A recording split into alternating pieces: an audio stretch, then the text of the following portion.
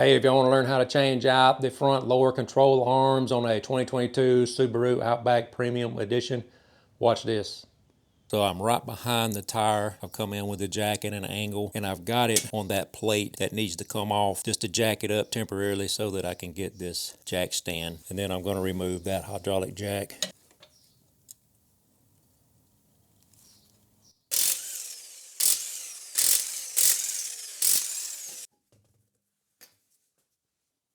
If we're going to remove this rear cross member support, there's 6 bolts we need to take out.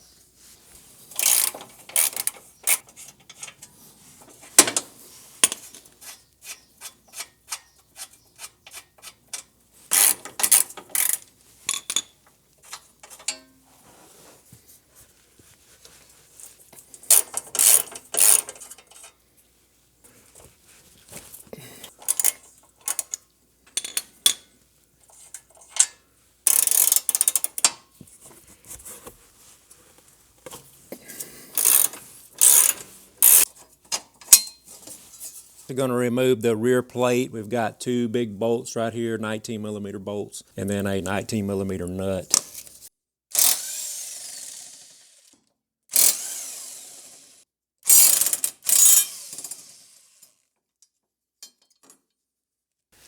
Next, we're going to remove the flange bolt from the ball joint with a 14mm. Do not use an impact on this one. This is the one that likes to break.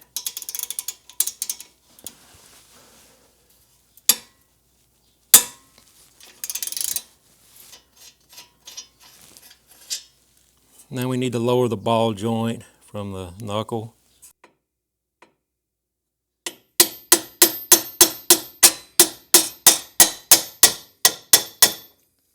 So I'm going to remove this front pivot bolt, and I've got a breaker bar, got a backup wrench. Looks like it broke loose. See if I can get it the rest of the way with the ratchet. Okay. Got to use a cheater.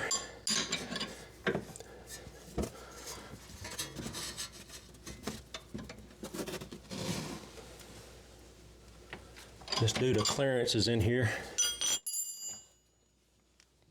There we go.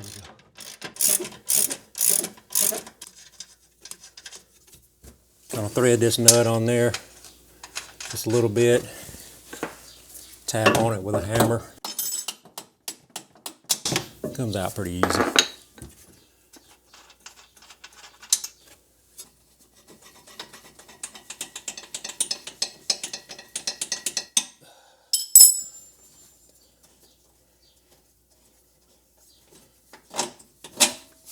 So arms should come on out now.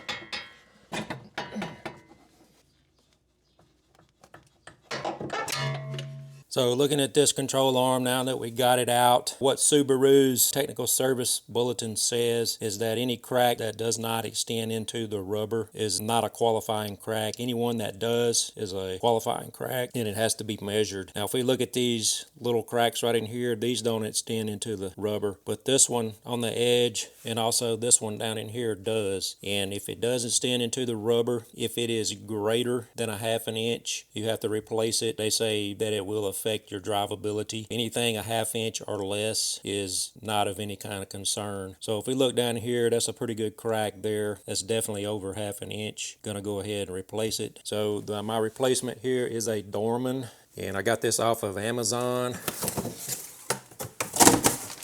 So if we look here, they do match up pretty good.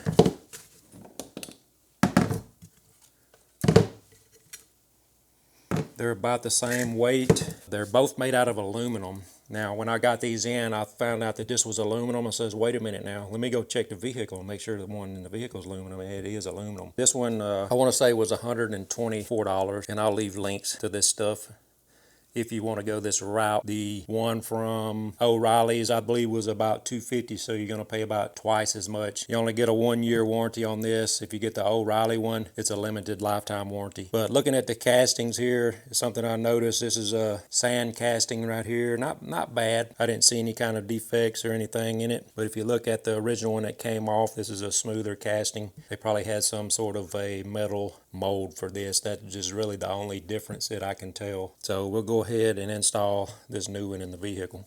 So I'm going to go ahead and temporarily install everything back in here loosely.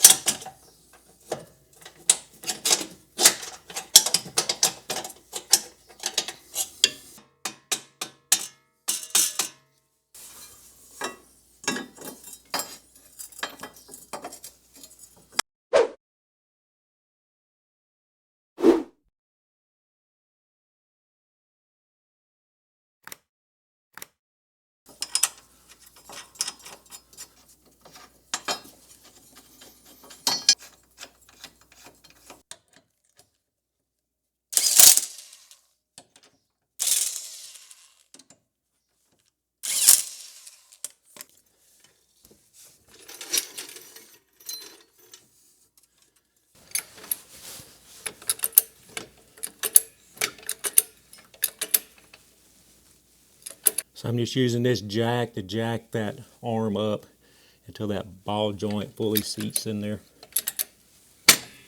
So right here, we don't want any gap in between the knuckle and the ball joint. Okay, we're going to install the new pivot bolt that came with the new control arm. Going to torque it to 37 foot-pounds with a 14 millimeter.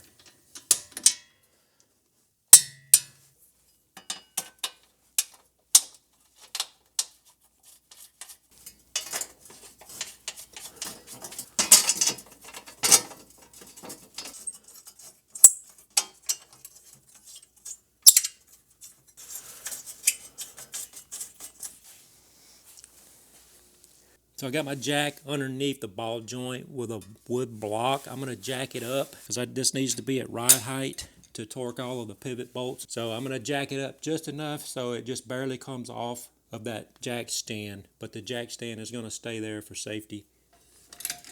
So I got all these bolts temporarily installed. I'm going to torque them to 52 foot-pounds with a 14 millimeter.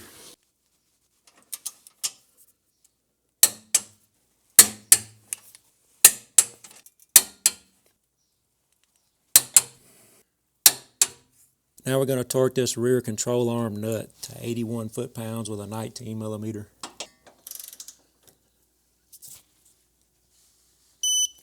These last two bolts in the rear plate to 110 foot-pounds.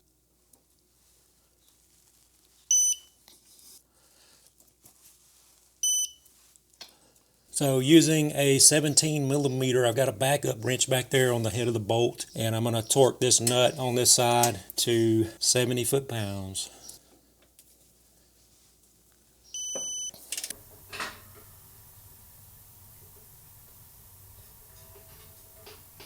Now I'm going to put the tire back on, get the jack stand out of there, lower it down, then we're going to torque the lug nuts to 88 foot-pounds.